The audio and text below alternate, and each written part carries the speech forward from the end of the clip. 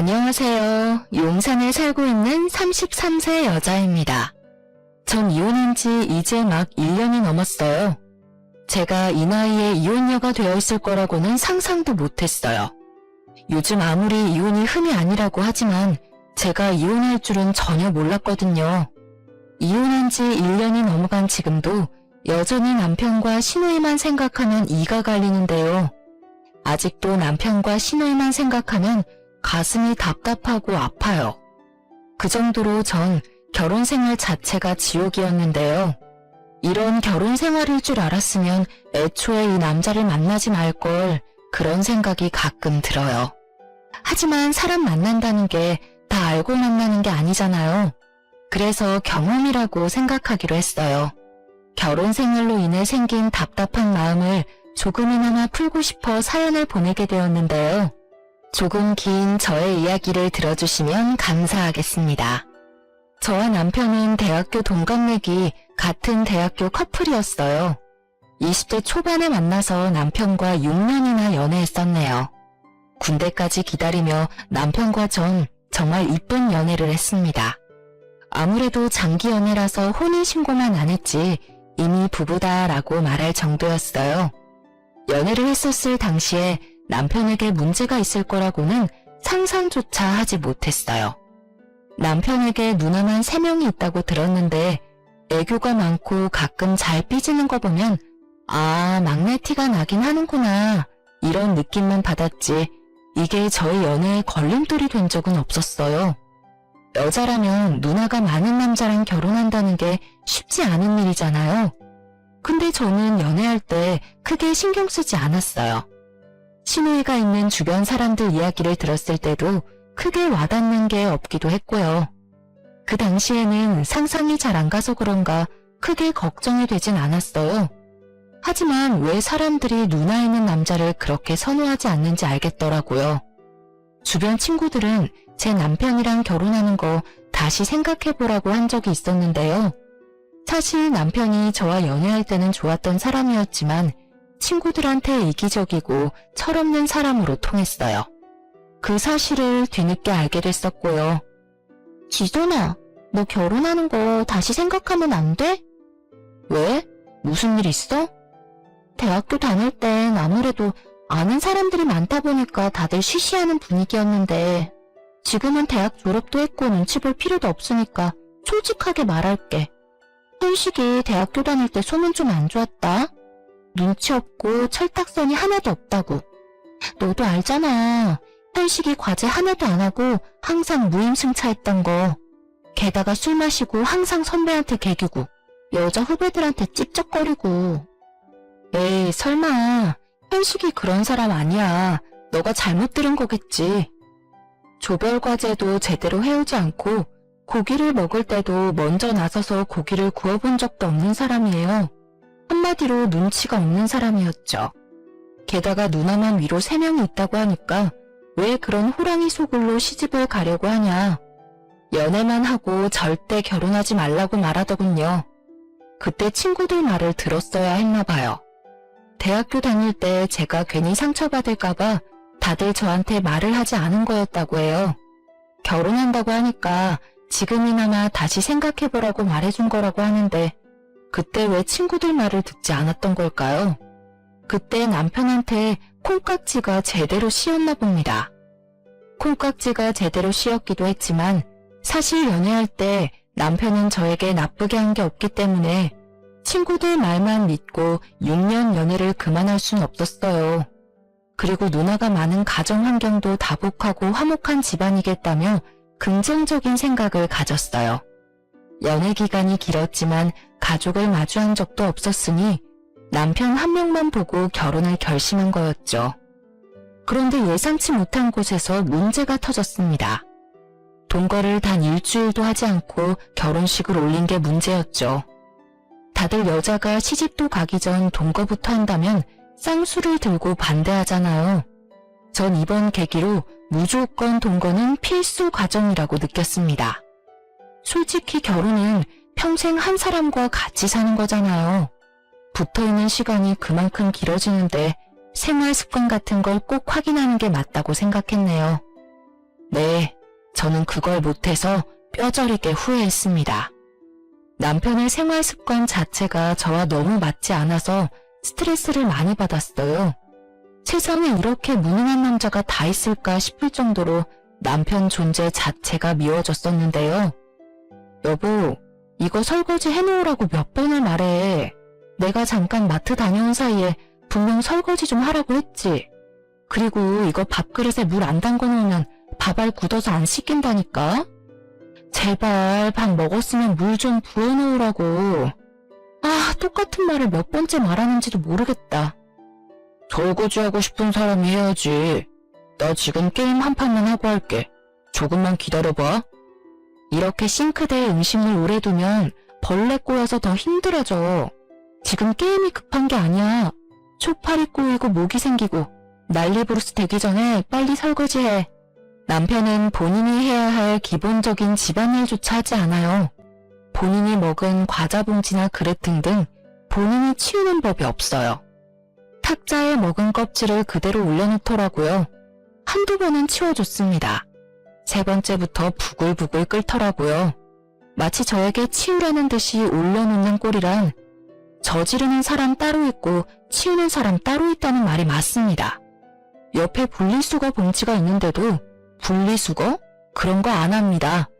하라고 시켰더니 조금 있다가 본인이 내킬 때 하겠다고 하더라고요. 한마디로 치우기 귀찮다는 거죠. 신혼 초에는 라면조차 끓이는 법을 몰라서 저한테 하나하나 배웠습니다. 아무리 오냐오냐 자란 막내라고 해도 라면을 못 끓이다니요. 게다가 설거지 요령도 없어서 싱크대가 물바다가 되거나 그릇만 수십 개는 깨졌습니다. 결혼할 때 산 비싼 집기는 이미 다 없어졌네요. 처음엔 남편이 다치지 않았을까 걱정이 많이 됐었는데 결혼 1, 2년 차가 넘어갈 때부턴 또 지랄이다 하라고 그냥 대수롭지 않게 넘겼어요.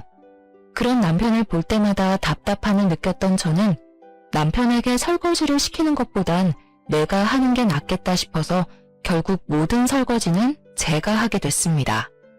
생각해보면 남편이 설거지를 하지 않기 위한 계획이었나 싶더라고요. 설거지 말고도 화장실 문제로 자주 싸우기도 했었는데요. 소변을 볼 때 남편의 소변이 사방팔방으로 다 튀다 보니 다음에 쓰는 제가 정말 불편하고 찝찝하더라고요. 내가 분명 말했지. 오줌 쌀 때마다 제발 이리저리 튀기지 말라고.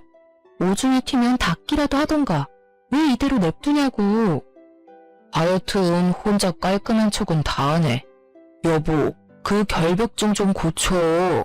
우리 집에선 이런 걸로 문제될 게 전혀 없었어. 그리고 답답하면 여보가 좀 알아서 닦아놓으면 되잖아. 우리 엄마도 뭐라고 안 하는 걸 왜 너가 난리냐? 이제 한평생 나랑 살아야 하는데 언제까지 엄마 하면서 지낼 거니? 이제 내가 싫다고 하는 건 고치는 척이라도 해. 너 나이가 몇 살인데 애처럼 굴고 그래? 왜? 아니 고작 이런 일로 화를 내는 너가 예민한 거 아니야? 우리 20년 넘게 다르게 생활했던 사람이야. 어떻게 하나하나 다 마음에 들 수 있겠냐? 서로 안 맞으면 맞추는 노력이라도 해야 할 거 아니야. 근데 당신은 잘못된 건 고치려고도 안 하잖아. 난 그게 싫고 짜증난다고. 남편이랑 생활 습관 자체가 180도 달랐어요. 아무리 게으른 사람이라고 해도 그렇지 남편의 행동은 전부 무개념 그 자체였답니다. 내가 싫다고 하면 고치려고 하는 척이라도 해야 하는데 고칠 생각 전혀 없다며 대놓고 말하는 태도가 정말 어이없더라고요. 연애할 땐 정말 이런 사람인 줄은 전혀 몰랐어요. 연애할 당시 1박 2일 정도로 여행 몇 번 같이 간 적이 있는데 그때마다 부지런히 움직이던 사람이었기에 이렇게 게으른 사람일 거라는 전혀 생각 못했어요. 연애할 때와 결혼할 때 너무 다른 사람이라서 같은 사람이 맞나 싶더라니까요. 저희 친정 부모님 앞에서는 세상 부지런한 사람인 척 연기를 너무 잘해서 아무리 친정 부모님한테 하소연을 해도 믿어주질 않더라고요. 여우 중에서도 완전 상여우가 저희 남편이에요. 남편이 이렇게 게으르고 무개념이 된 이유는 다 누님들 때문이었는데요. 특히 남편과 2살 차이가 나는 막내 누님 때문이 커요. 시부모님을 보면 세상 멋지고 냉철하신 분들이세요. 자식이라고 해서 무조건 오냐오냐 하는 법이 없으시고 맞으면 맞다, 아니면 아니다라고 단호하게 말씀하시는 분들이세요. 그래서 남편은 시부모님 앞에서 항상 아무 말 못하고 기가 죽을 정도인데요. 반면 남편 누님들은 그런 남편이 뭐만 하면 이쁘다, 귀엽다라며 엄청 이뻐해요. 남편은 누님들 앞에서는 기가 엄청 사는 편일 정도였어요. 누가 보면 누님들이 남편을 낳은 건가 싶더라니까요. 그래도 시어머님과 첫째 누님, 둘째 누님은 시집살이를 절대 시키는 법이 없어요. 오히려 저보고 쉬라고 말할 정도였는데요. 그래서 말로만 듣던 시누이 짓에 대한 걱정이 사라지게 됐었는데요. 하도 주변 사람들이 시누이는 시어머니보다 더 심하다는 말을 들은 적이 몇 번 있어서 조금 겁을 먹은 상태였거든요. 그렇지만 첫째, 둘째 누님만 보고 안심할 수는 없었어요. 남편보다 2살 많은 막내 누님은 정말 시집살이가 심한 편이라서 제가 고생이 정말 많았었는데요. 남편을 제일 이뻐하는 누님으로 남편이 잘못을 하든 안 하든 무조건 남편 편만 들고 명절만 되면 저한테 설거지부터 음식까지 저 혼자 하라고 시키셨어요. 옳게? 우리 엄마가 과일 깎는 거 안 보여? 왜 보고만 있어? 우리 엄마가 옳게 과일 먹이려고 태어난 사람 같아 보여? 엄마 가만히 있어. 이런 건 옳게한테 하라고 해. 조용히 좀 해. 아주 너가 온 세상 시누이 짓은 다 하는구나. 태아가 얘가 하는 말 전혀 신경 쓰지 말고 편하게 쉬고 있어. 오늘 저녁 거의 너가 다 했잖니. 원래 이런 건 며느리가 하는 거라고. 엄마는 이제까지 우리 키우느라 고생 많이 했으니까 이제 며느리한테 다 맡겨. 집에서 꼼짝도 안 하는 년이 왜 애를 못 잡아먹어서 안달이야? 넌 지금도 여전히 엄마 고생시키고 있잖아. 내 며느리는 알아서 잘 해주고 있단다. 너 여기서 한마디만 더 하면 이 집에서 나가.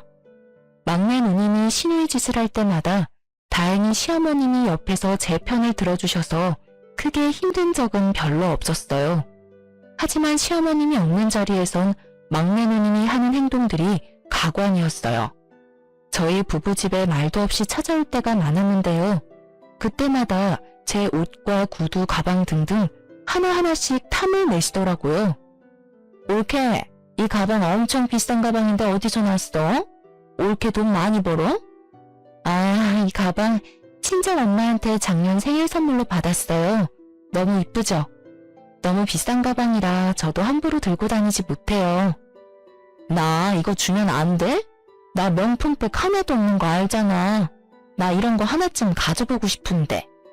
아, 형님, 정말 죄송한데 이건 선물 받은 거라서 형님께 드리는 게 좀 그래요. 나중에 제가 돈 더 벌면 그때 하나 사드릴게요. 아니, 나 이거 가지고 싶다니까. 나한테 이거 주는 게 그렇게 아까워? 우리 이제 가족 된 사이인데. 나 다음 주에 친구 모임 있는데 그때 들고 가고 싶어서.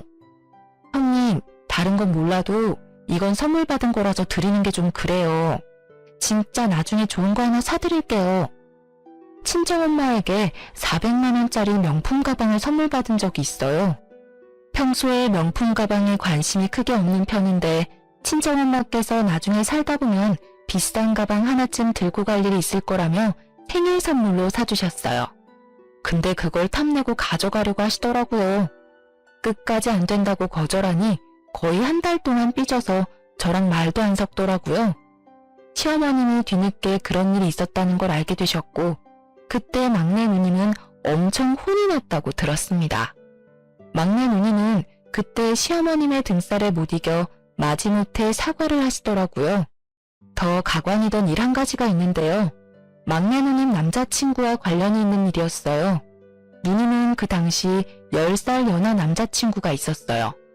30살이 넘은 형님께서 20대 초반 남자친구를 만나고 있으니 엄청 놀랐는지 가족에게 철저히 비밀로 남자친구를 만났는데 우연히 길에서 마주치는 바람에 남자친구가 있다는 걸 모든 가족들이 알게 됐어요. 막내 누님이 이렇게 철저히 남자친구를 숨기려고 했던 이유는 백수이기 때문이었어요. 막내 누님은 30살이 넘어서까지 일을 제대로 해본 적이 없는 분이세요. 가끔 단기 알바만 해본 분이지 돈을 번 적이 없어서 핸드폰 요금까지 밀린 적이 있던 분입니다. 그런 상태에서 남자친구를 만난다고 하면 가족들이 노발대발할 게 분명하니까요. 더 가관인 부분은 바로 남자친구와 술집에서 만났다는 것입니다. 맥주 마시다가 만난 사이라고 하는데 알고 보니 남자 끼고 노는 노래방에서 만난 사이라고 하더라고요. 이 사실은 저만 알고 있었습니다. 그런 막내 누님은 남자친구에게 간이고 쓸개고 다 줄 것처럼 행동하고 있어요. 없는 돈 쪼개가면서 데이트 비용을 전부 내고 있으며 신용카드 할부로 남자친구 명품 선물을 해준다는 것입니다. 신용카드 한도 초과로 결국 신용불량자가 될 뻔했는데요. 형님, 제발 그 남자친구랑 헤어지세요. 이러다가 정말 큰일이라도 날 것 같다고요. 왜? 내 남자친구가 얼마나 좋은 사람인데 내가 그런 남자친구를 언제 만날 수 있겠어? 그리고 올케, 너가 뭘 안다고 내 남자친구에 대해서 그렇게 말을 해? 내 남자친구 제대로 본 적이나 있어? 올케가 뭘 안다고 헤어지라고 말해? 앞으로 이런 일로 나한테 뭐라고 하면 올케 가만히 안 둬. 형님 이번 달 카드값도 400만 원이나 나오셨다면서 일도 안 하시는 분이 그걸 어떻게 감당하려고. 너 내 통지서 몰래 훔쳐봤니? 너가 뭔데 훔쳐봐? 올케가 대신 내줄 거 아니면 제발 신경이나 꺼. 한 달에 카드값만 3,400만 원은 기본으로 나왔습니다. 신용카드 돌려막기로 지내다가 뒤늦게 알게 된 시부모님께서 해결해 주셨어요. 덕분에 신용불량자까지 되진 않았어요. 이런 일이 있었는데도 정신 차리지 못한 막내 누님은 여전히 남자친구한테 온갖 정성을 다하고 있는데요. 말이 통하지 않는 막내 누님을 모른 척하고 조용히 지내고 있었어요. 그때 친정엄마가 곧 칠순이었기에 6개월 전부터 친정 부모님 모시고 갈 제주도 여행을 계획하게 됐어요. 부모님 모시고 어떻게 여행을 가면 좋을까 열심히 알아보고 있는데 남편은 전혀 도와주는 법이 없더라고요. 서운했지만 그래도 내 부모님인데 내가 알아서 해야지 긍정적으로 생각했죠. 그렇게 비행기, 숙박 모두 다 예약해두고 여행만을 가길 기다리고 있었는데요. 근데 여행 가기 한 달 전 남편이 갑자기 여행을 가지 못한다고 하는 겁니다. 여보, 나 이번에 여행 못 갈 것 같은데? 갑자기? 아니 몇 달 전부터 가기로 약속한 여행인데 갑자기 이러면 어떡해. 회사에서 급한 출장이 있다고 하길래 원래 다른 팀원이 가기로 한 걸 나보고 가라고 해서. 아니 그래도 그렇지 우리 엄마 칠순경 가는 여행이잖아. 다른 팀원들도 있는데 왜 당신이. 이번만 다른 사람이 대신해 줄 수 없어? 회사 일이 내 맘대로 되는 게 아니잖아. 여행 다녀오고 나서 그때 장모님 모시고 밥 맛있는 거 먹자. 이번 여행 당신만 다녀와. 너무 섭섭했습니다. 출장 가야 한다고 대충 변명만 되는 남편한테 엄청 서운하더라고요. 다른 것도 아니고 우리 엄마 칠순 여행인데 말이죠. 하지만 회사 일 때문에 그런 거라서 크게 뭐라고 하진 않았습니다. 그렇게 3박 4일 제주도 여행을 다녀온 이후 말도 안 되는 일이 벌어지고 말았는데요. 캐리어 짐을 풀고 이것저것 정리하고 있던 중 제 통장 하나가 없어진 걸 확인하게 됐어요. 제가 결혼하기 전부터 가지고 있던 5천만 원 통장이 없어진 것입니다. 분명 제주도 여행 가기 전까지만 해도 멀쩡히 있던 통장인데 갑자기 없어져서 도둑이 들었던 걸까? 별 생각이 들더라고요. 하루 종일 온 집안을 뒤지며 통장을 찾아봤는데 끝까지 통장이 나오지 않았어요. 너무 놀란 저는 안절부절 못하다가 결국 남편한테 이 사실을 알리고 경찰서에 신고하려고 하는데 남편이 급하게 신고하려는 걸 막더라고요. 그래서 왜 막냐며 성질을 냈었는데 알고 보니까 통장에 손을 댄 범인은 바로 남편이었어요. 남편이 범인이라는 사실을 알고 나서 얼마나 화가 나고 배신감이 들던지. 경찰에 신고부터 해야겠어.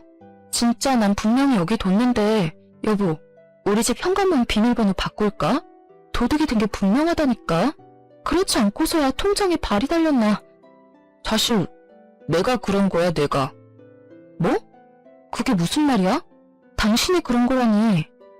사실 내가 급한 일이 있어서 그 돈 썼어. 그러니까 경찰서에 신고할 필요가 없다고. 미쳤어? 당신이 뭔데 내 돈에 손을 대? 어디서 썼는데? 뭐가 그렇게 급하다고 남의 돈에 손을 대냐고. 도대체 어디다가 쓴 거야? 5천만 원이나 되는 돈을 도대체 어디다 사용한 거지 물어봤는데 안절부절 못하며 끝까지 말을 못하더라고요. 끝까지 말을 하지 않길래 시부모님께 전화를 하려고 했습니다. 시부모님께 말한다고 하니 그때서야 어디에 사용을 한 건지 알려주더라고요. 미선이 누나한테 줬어. 막내 누나. 정말 미안해. 누나가 급한 곳에 돈 쓸 곳이 있다고 해서 빌려줬어. 막내 형님? 미쳤어? 빌려줄 사람이 따로 있지. 띵전 한 푼 없는 막내 형님한테 빌려주면 어떡하냐? 당신 솔직히 말해봐. 내 돈 훔치려고 제주도 여행 안 간다고 한 거지? 내가 지금 이 사실 발견하지 않았더라면 끝까지 숨기고 있었을 거잖아. 누나가 이래서 갚는다고 하길래 정말 미안해. 미안해 여보야. 내가 누나한테 다시 돌려달라고 말할게. 제발 화내지 마. 어? 당장 형님 불러. 지금 당장. 그렇게 저와 남편 막내 누님과 삼자 대면을 하게 됐습니다. 막내 누님의 얼굴을 보자마자 뺨 한 대 갈기고 싶은 거 꾹 참고 말을 이어나갔습니다. 형님, 남편한테 다 들었어요. 남편한테 5천만 원 빌리셨다면서요? 그게 무슨 돈인 줄 알고 빌리셨어요? 근데 왜? 내 동생한테 돈 빌리는 게 큰 잘못이야? 그 일 때문에 이 시간에 날 여기로 부른 거야? 전 이렇게 뻔뻔하고 가증스러운 사람 처음 봤습니다. 본인 동생한테 빌린 돈인데 왜 자기를 불렀냐며 뻔뻔하게 나오는 막내 누님 때문에 진짜 화가 치밀어 오르더군요. 가운데 앉아있는 남편은 눈치만 보며 기죽은 강아지처럼 앉아 있었습니다. 내가 이런 남자랑 6년을 연애하고 결혼을 했다는 게 정말 한심하더라고요. 과거로 돌아가서 이 결혼을 막고 싶은 심정이었어요. 그 돈은 제 돈이에요. 알고는 있으셨어요? 그 5천만 원이 올케 돈이라고? 5천만 원의 출처가 저라는 말에 당황한 막내 누님은 애써 당황하지 않은 척 포커페이스를 유지했었습니다. 형님, 그 5천만 원 당장 돌려주세요. 그 돈 빌려간 지 얼마 안 됐으니까 다 쓰진 않으셨을 거잖아요. 일단 일부라도 좋으니까 제 돈 돌려주세요. 저 형님한테 그 돈 빌려줄 생각 눈꼽만큼도 없어요. 당장 돌려주세요. 돌려주고 싶어도 못 줘. 그 돈 이미 다 쓰고 없는 상태야. 아쉽게 됐네. 나중에 천천히 갚을게. 앙칼진 목소리로 돈이 없다고 말씀하셨어요. 당장 돌려줄 돈이 없다며 배째라는 듯이 나오는 막내 누님 때문에 혈압이 오르다 못해 쓰러질 것 같았습니다. 갚을 능력이 없으면 빌리지도 말아야 하는 게 맞지 않습니까? 그럼 언제 갚으실 건데요? 형님 갚으실 능력은 되세요? 일도 한 번도 해본 적 없으신 분이 무슨 배짱으로 그 큰 돈을 빌리신 거예요? 이왕 말 나온 거 솔직하게 다 말할게요. 형님 이번 일 말고도 저희 부부 신혼 초일 때 남편한테 3천만 원 빌리신 적 있으시죠? 그게 벌써 2, 3년 전이에요. 근데 그거 아직도 못 갚고 계시죠? 지금 빌려간 돈도 제대로 못 갚고 계신데 이번 돈은 무슨 생각으로 빌리신 거예요? 빌린 이유나 들어봅시다. 절대 말 못해. 급한 일이 있어서 쓴 거야. 에이씨, 갚으면 되잖아, 갚으면. 형님, 이번 일 제대로 말씀 안 하시면 저 가만히 안 있을 거예요. 지난번에 카드값 때문에 시어머님, 시아버님한테 된통 혼나셨죠? 이번 일까지 아시게 되면 형님 큰일 나요. 그러니까 제가 이거 다 시부모님께 말씀드리기 전에 저한테 솔직하게 말하세요. 남자친구 때문이야, 남자친구 때문. 남자친구가 급하게 쓸 돈이 있다고 해서 빌려달라고 하더라고. 근데 올케도 알다시피 내가 그 큰 돈이 어딨어? 그래서 현식이 얘한테 빌렸던 거였는데 그 돈이 올케 돈인 줄은 전혀 몰랐어. 미안해. 내가 늦더라도 꼭 갚을게. 형님, 제가 그 남자랑 분명 헤어지라고 했죠? 예전에 이 사람한테 빌려갔던 돈도 남자한테 뺏겼다면서요. 근데 이번에도 정신 못 차리고 남자한테 또 뺏긴 거예요. 그 돈 절대 못 돌려받아요. 아니야. 다음 달 안으로 꼭 갚는다고 했어. 이번에 내 말 한 번만 믿어줘. 내가 그 돈 돌려받는 대로 올케한테 바로 갚을게. 형님, 됐고요. 저 이번 달 안으로 꼭 받아야 되겠어요. 그리고 당신 나랑 이혼할 준비나 해. 나 도저히 당신이란 사람이랑 못 살겠어. 뭐? 이혼이라니? 여보, 이런 일로 이혼은 아니지.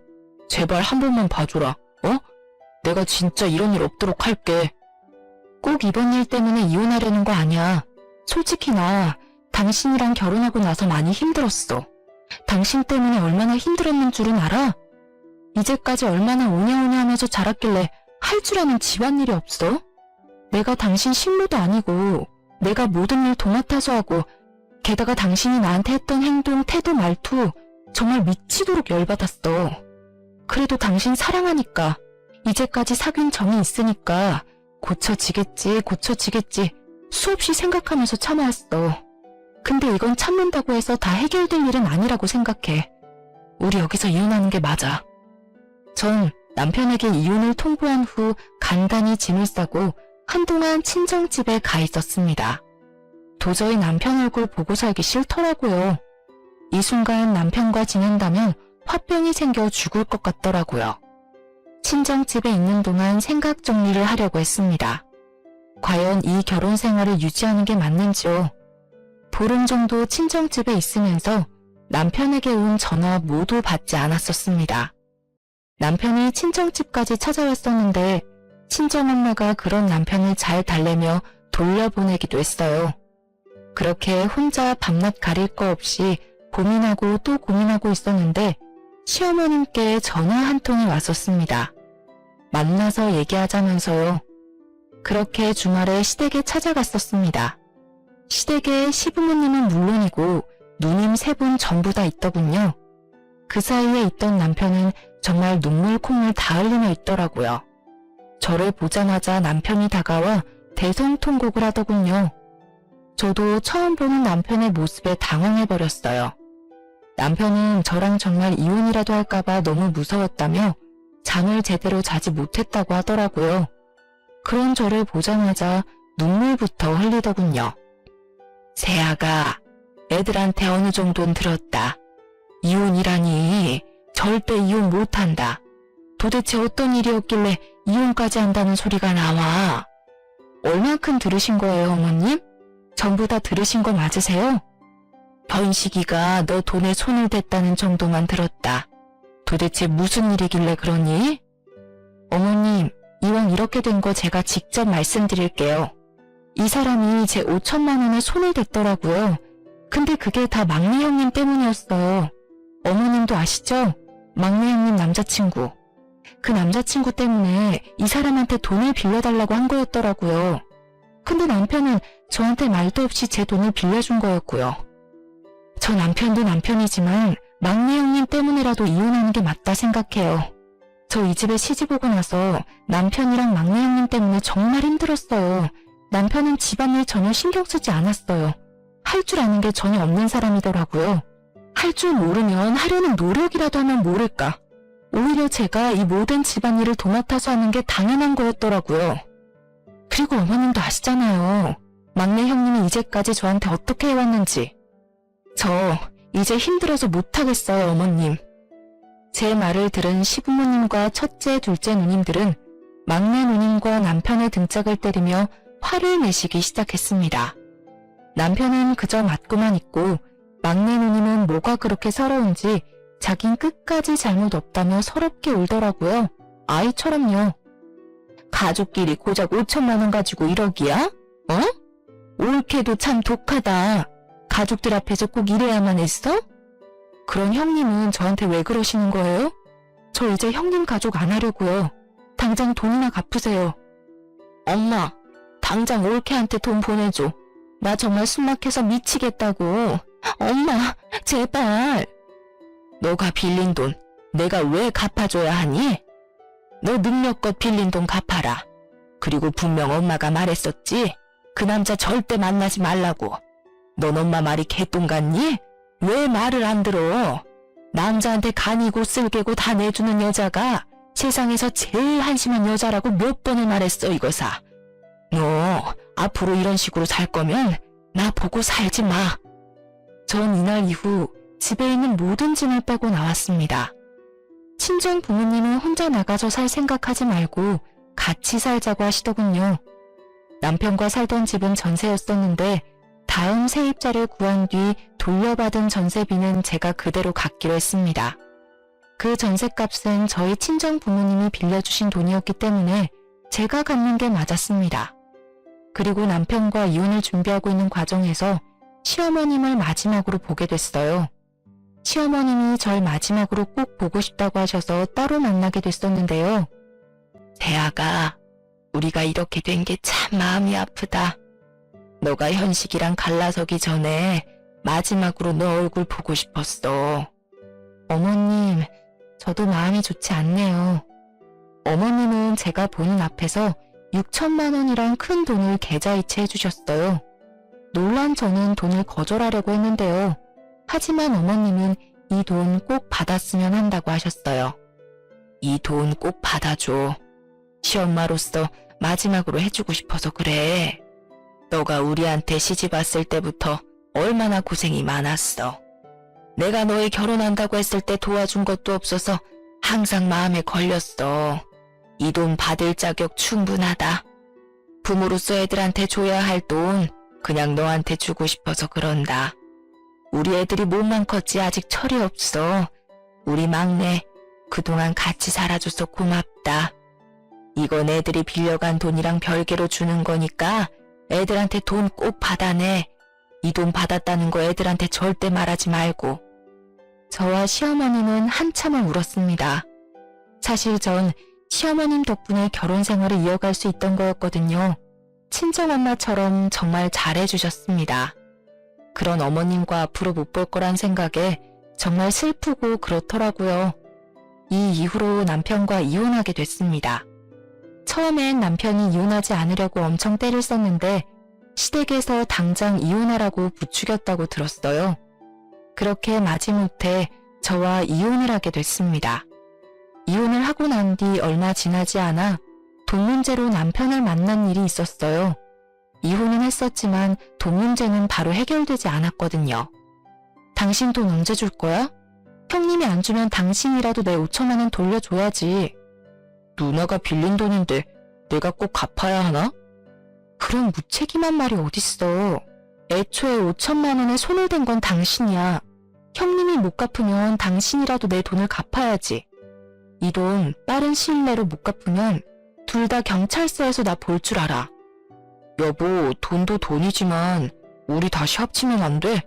이혼 도장 찍어줄 생각 없었는데 하도 엄마 아빠가 이혼하라고 옆에서 난리를 피우는 바람에. 우리 다시 합칠 일 절대 없어. 그러니까 나한테 여보라고도 부르지 마. 나 당신이랑 이 긴 세월 동안 같이 한 게 너무 후회스럽고 그래. 그러니까 내 돈이나 제때 갚기나 하셔. 남편은 5천만 원 때문에 엄청 스트레스를 받는 눈치였어요. 일을 하지 않는 막내 누님은 당연히 5천만 원 갚을 능력이 되지 않기 때문이죠. 시부모님께선 말로만 갚아주지 않을 거라고 하실 줄 알았는데 진짜 갚아주지 않더라고요. 남편과 막내 누님 두 사람 스스로 돈을 갚아야 하는 상황이었던 거죠. 이혼하고 나서 한두 달 정도 지난 후에 제 통장으로 5천만 원 돈이 입금되었습니다. 이 두 사람 이 큰 돈이 없다는 것쯤 뻔히 알고 있는데 생각보다 돈 입금이 오래 걸리지 않아서 놀랬었어요. 이 돈 어떻게 갚은 거냐고 물어봤었는데요. 알고 보니 남편과 막내 누님께서 각각 반반씩 대출을 받았다고 하네요. 남편은 직장을 다니고 있는 사람이라서 제1금융권 은행에서 대출받는 게 가능했는데 무직인 막내 누님은 대출받는 게 한정적이라서 결국 제1금융권이 아닌 대부업체에서 대출을 받았다고 합니다. 대부업체는 다른 대출에 비해 금리가 높은 편이잖아요. 매달 원금과 이자를 갚는 게 너무 힘들었는지 울고불고 난리가 아니라고 합니다. 언제 한 번은 도저히 못 참겠었는지 저한테 술 먹고 울면서 전화하더라고요. 올케, 나 올케 때문에 망했어. 한 달에 대출금이 왜 이렇게 많이 나가는 거야? 나 이거 갚을 능력도 안 되는데 올케 때문에 무리해서 대출까지 받았다고. 올케, 제발 사람 하나 살린다고 생각하고 나 좀 도와줘. 응? 형님, 이 새벽에 이게 무슨 추태예요. 대출금 갚는 게 힘든 건 형님 사정이죠. 제가 왜 형님 사정을 봐줘야 하는 거예요? 전 그이랑 결혼 생활 자체가 정말 힘들고 지옥이었어요. 이 모든 일은 형님이 만든 거니까 감당하세요. 그리고 술 마셨으면 집에 곱게 들어가세요.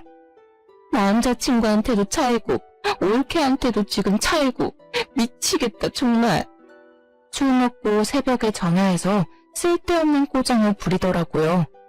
형님 술주정으로 알게 된 사실이었는데 형님 남자친구한테 뻥 차였다고 합니다. 대출금 갚는 것도 힘든데 그 사이에 남자친구한테까지 차여버려 더 힘들게 됐다고 하네요. 그래서 저한테 새벽에 술 먹고 전화했다고 합니다. 형님은 지금 그 남자한테 5천만 원은 물론이고 그 남자한테 명품 선물을 몇 번 더 하는 바람에 카드 할부값만 몇백만 원이라고 합니다. 시부모님이 갚아준 게 엊그제 같은데 그 사이에 결국 빚을 더 만들게 된 거였어요. 그래서 카드 할부값부터 형님이 개인적으로 쓴 카드값까지 모두 갚으려고 하니까 버거운 게 당연하죠. 게다가 남자에게 준 현금이나 선물들은 모두 돌려받지 못했다고 하니 후회가 물밀듯 밀려오겠죠. 현재 막내 누님은 주 야간 공장에서 일을 하고 계신다고 합니다. 회사 경력이 전혀 없고 게다가 대학교까지 나오지 않은 분이라서 마땅한 회사에 취직하지 못한다고 들었어요. 그래서 아웃소싱을 통해서 급하게 취업을 했다고 합니다. 한 번도 일을 해본 적이 없으니 회사에서 많이 혼나는 모양이더라고요. 게다가 몇 번 사고를 친 적이 있어서 회사에서 크게 손해볼 뻔한 사고도 있었다네요. 이 이야기를 들었는데 얼마나 고소하던지. 남자한테 돈은 다 뺏기고 게다가 밤낮 가리지 않고 고생하고 있다는 사실이 정말 시원했습니다. 막내 누님한테 전화가 온 뒤로 남편에게도 몇 번 전화가 온 적이 있었는데요. 남편이 회사에서 징계를 먹었기 때문이었어요. 남편이 울면서 전화를 하길래 무슨 일인가 했는데 회사에 안 좋은 소문이 났다고 하더라고요. 남편이 얘기하는 걸 들어보니 저와 이혼하고 난 뒤 회사에 새로운 여자 신입사원이 입사했다고 합니다. 남편은 새로 입사한 신입사원한테 사수로서 잘해주려고 했던 것뿐인데 신입사원은 그걸 찝쩍거렸다고 생각했다고 하네요. 게다가 신입사원이 넘어지려고 해서 잡아준 것뿐인데 그걸 성추행을 했다고 생각해서 신고했다고 하더라고요. 그 일로 회사에 징계를 먹어 잘릴 것 같다고 했어요. 여보, 나 진짜 미칠 것 같아. 추행이 말이 돼? 당신도 알잖아. 그런 사람 아니라는 거. 근데 어쩌라고. 그걸 왜 나한테 말하는 이유가 뭐야? 답답해서 이 답답한 마음을 들어줄 사람이 필요했어. 당신밖에 생각나지 않길래. 요즘 세상이 어떤 세상인데 그런 짓을 해? 칠칠 맞다 칠칠 맞아. 정말 안 한 거 맞아? 막상 신고당하니까 무서워서 했으면서 안 한 척하는 건 아니고? 당신까지 왜 그래? 나 정말 못 믿는 거야? 당신이 했든 안 했든 나한텐 전혀 상관없는 일이니까 이딴 일로 전화하는 일 없었으면 좋겠다. 잠깐. 당신 이런 내가 불쌍하지도 않아? 나 정말 결백해. 회사에 그런 일 절대 할 사람 아니야. 나 요즘 당신이랑 이혼한 거 엄청 후회해. 여전히 나랑 다시 합칠 생각 없는 거야? 이런 일이 있는 와중에도 나한테 재결합하자는 소리가 나오니? 나 당신이랑 다시 합칠 생각 죽어도 없어. 이제 당신 전화 받아줄 일 절대 없을 거야. 그러니까 앞으로 전화할 생각하지 마. 문득 그 생각이 들더라고요. 결혼 전 친구가 남편에 대해 얘기해 준 거요. 술만 마시면 여자 후배들한테 찝쩍거렸다고 하는데 그게 정말 사실이었다는 걸 이번 일로 알게 됐네요. 대학교 다닐 때 있던 버릇이 지금까지도 이어질 줄은 몰랐네요. 남편은 이 사건 이후로 지방에 있는 회사 작은 계열사로 발령받았다고 합니다. 게다가 감봉 처분까지 받았다고 하는데요. 신입사원 한 명 잘못 건드렸다가 크게 혼쭐 난 셈이죠. 더 웃겼던 건 남편과 막내 누님 모두 시부모님 유산을 못 받는다고 합니다. 시아버님은 땅이 몇 개 있으신 걸로 알고 있어요. 나름 땅 부자로 소문난 분이신데 원래 남편한테 50% 정도 물려주시고 남은 50%를 누님 세 분께 물려주신다고 했어요. 근데 남편과 막내 누님이 이번에 제대로 사고를 친 바람에 시아버님께서 그런 두 사람에게 제대로 실망하고 정이 뚝 떨어졌다고 합니다. 유산을 물려주지 않겠다고 선언하셨다고 해요. 남편과 막내 누님은 이런 일로 유산까지 못 주겠다는 게 말이 되는 거냐면서 엄청 화를 냈다고 합니다. 첫째, 둘째 누님들만 좋은 일이 된 거죠. 특히 돈 욕심이 많기로 알려진 막내 누님께서 크게 대들었던 모양이더라고요.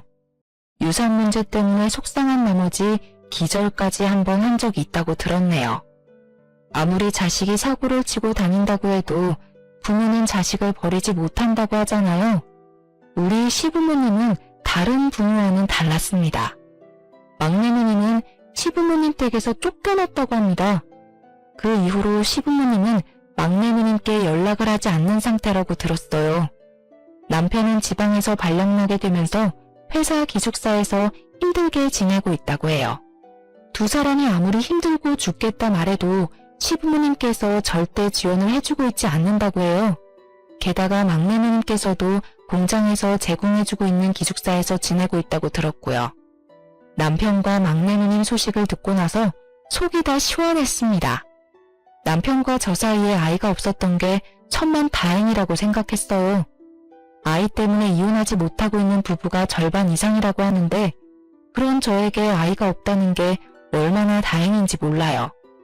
이렇게 철없는 남자랑 계속 살고 애까지 낳았으면 얼마나 더 힘들었을지 상상도 하기 싫네요.